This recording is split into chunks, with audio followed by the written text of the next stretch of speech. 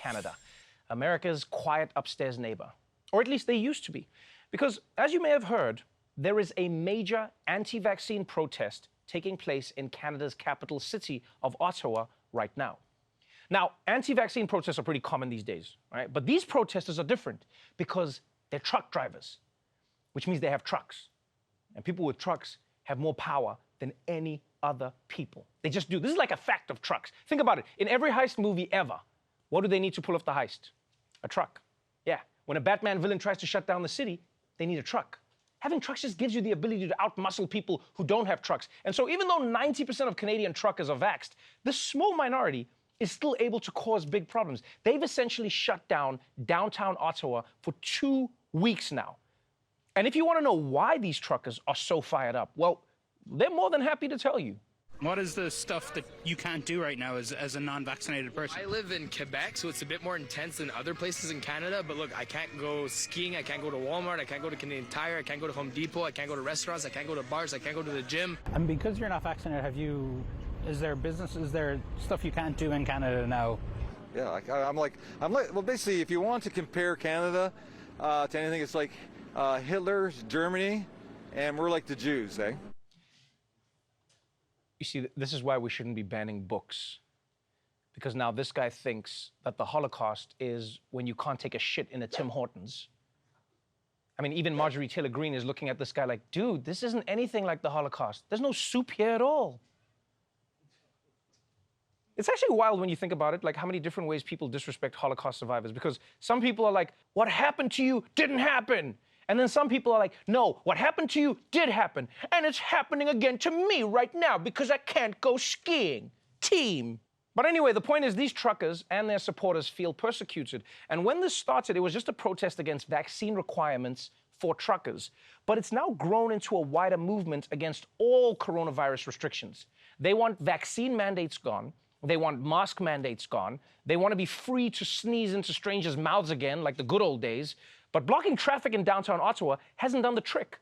So now they've decided to take things up a notch. A crucial trade link between Canada and the United States was disrupted by protesters for a third day in a row. The Ambassador Bridge is the busiest international crossing in North America, linking Windsor, Ontario to Detroit, while another border crossing in Ontario is experiencing an hours-long delay. The Ambassador Bridge sees about 1/4 of all the goods that go between the two countries every day. On a normal day, that's about $340 million worth of goods rolling through, and the impact is already being felt. Ontario auto plants, including Ford and Stellantis, reduced production over the last 24 hours due to missing parts from shipments. Prime Minister Justin Trudeau calling for an end to the protests. Right now, people in Windsor are suffering and losing their jobs because they can't get auto parts across the Ambassador Bridge. Yeah, you see? Now you can really see how much of an impact a truck protest can have. You just park a bunch of them on a bridge, just a key bridge, boom! International trade slows to a trickle, which I didn't even know could still happen, by the way. You know, because that almost sounds like a story from medieval times. You know, when the army would block one mountain pass and then your entire village would starve. Then you'd have to eat your horse and then your dog, and then eventually you'd be forced to eat your own children. And then right as you finish eating your last child, the siege would end, and you have to spend the rest of your life in therapy. I just feel really bad for eating my own children. Look, you can't blame yourself. That path was closed for almost 2 days. Like, think about it. If these were just regular protesters on foot, the cops would have cleared them out by now. But to move a truck, you need someone who can drive a truck, which isn't as easy as it sounds. It takes months of training to be able to sit in the driver's seat of a truck and not just honk the horn the whole time. It's extremely tempting. So now, these truckers are finding a lot of support, not just from Canadians, but from Republicans in the United States. Yeah, Rand Paul, Donald Trump, everyone on Fox News are coming out in support of these truckers, which I do find kind of funny. Because all of these people who are cheering on the truckers are like, yeah, shut it all down, truckers, bring the economy to its knees. Aren't those the same people who said we shouldn't have any COVID restrictions because the last thing we wanted to do is bring an economy down to its knees? I mean, so basically what? It's not worth hurting the economy just to save countless lives, but it is to make a point? Then if you're just making a point, then it's like, yeah, go for it, buddy, you got it. But regardless, these Republicans are now calling for the trucker movement to come to America. And it looks like they might soon get their wish. Ottawa's so-called Freedom Convoy spawning similar anti-vax mandate protests in cities around the world.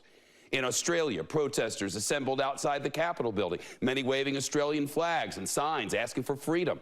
In New Zealand, protesters camped outside Parliament for a second day. And in France, hundreds of protesters in Nice headed for Paris, waving Canadian flags. The Department of Homeland Security is telling law enforcement authorities it's receiving reports that a similar kind of convoy could soon begin in the U.S. The department has, quote, received reports of truck drivers planning to potentially block roads in major metropolitan cities in the United States. The protest could begin as soon as Sunday in Los Angeles to disrupt the Super Bowl, and then travel across the country to disrupt President Biden's State of the Union in D.C.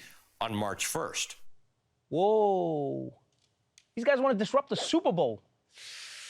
I don't know, man. That seems like a terrible strategy. I mean, think about it. You'd be ruining one of the last things that everyone in America loves. Everyone. You're going to block the Super Bowl? What's your follow-up? Driving over Dolly Parton? And honestly, I don't know how disrupting Super Bowl traffic is even going to work. Right? If you're in Los Angeles on Super Bowl Sunday, you're the one who's going to be stuck in the traffic. Come on, move it! I got to get to the traffic disruption. Come on! And not to mention, disrupting the State of the Union could also backfire on these truckers. Yeah, they're going to come there and then what, honk their horns? You realize all those horns are just going to help Biden stay awake. State of the Union. Oh, strong. State of the Union strong. Come on, Jack. It's so strong. It's super strong, man. So, yeah, these trucker protests from Canada might be coming to America. And if that's the case, we got to prepare ourselves. Because a lot of things that are big in Canada, they blow up much more when they come to America. You know, Drake, Justin Bieber, those cool weed posters that they got up there. But I will say this, the funny thing about the whole protest is that when it comes to coronavirus restrictions in America, what are they going to be protesting?